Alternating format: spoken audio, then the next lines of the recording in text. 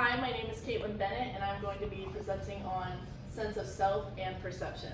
So, asking the question, who am I? We all have a basic understanding of who we are, and there are a lot of factors alike between us. We grow and develop throughout our lives, and what are these factors? So, self-awareness, self-concept, and self-esteem.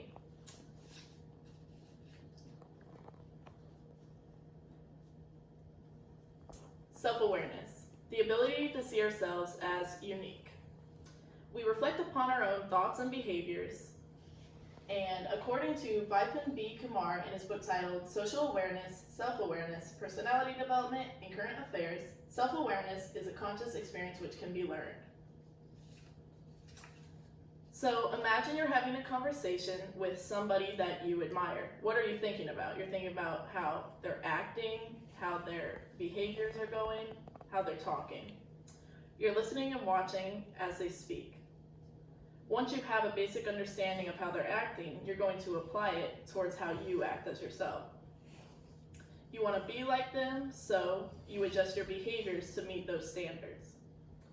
After asking the question, who am I? You're going to search for the answer. And the answer is self-concept.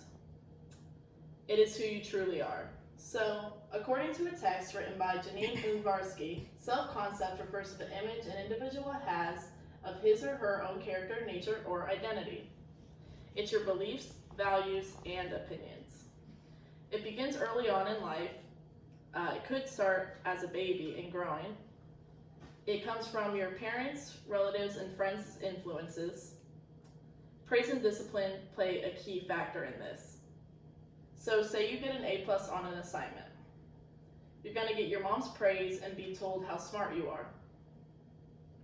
This influences you to believe, I am smart. The experiences lead to who you become. So, go back. Saying I'm a good person is a belief. I'm not attractive is an attitude. And it is morally positive not to harm others is your value. They come together to form self-construct. Applying beliefs, attitudes, and values to social situations relates back to you having stronger relationships overall. Now, connecting all of these principles leads to self-esteem. Self-esteem comes from experiences. It's what we expect to happen in those experiences versus what actually happens. Things such as love, heartbreak, success, and failure all lead into this. So, say falling in love, but then getting cheated on, leading to heartbreak. We can all relate to that. Then a sports game, saying, I'm going to win, but then you end up losing, leads to low self-esteem, just like the heartbreak situation. Saying you study for an exam and then end up doing well, it leads to high self-esteem. The key components of this are ideal self versus ought self. Ideal self is who you want to be. Your ought self is others' goals for you.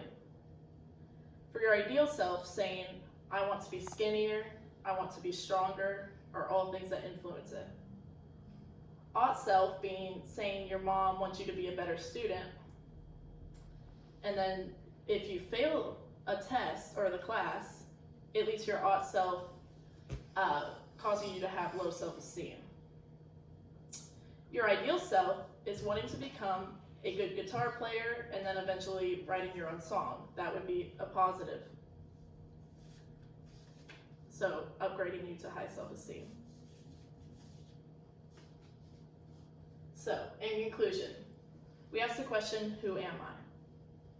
All of these things I've mentioned influence one another to form your sense of self. Who you are, who you want to be. They can harm us or make us better.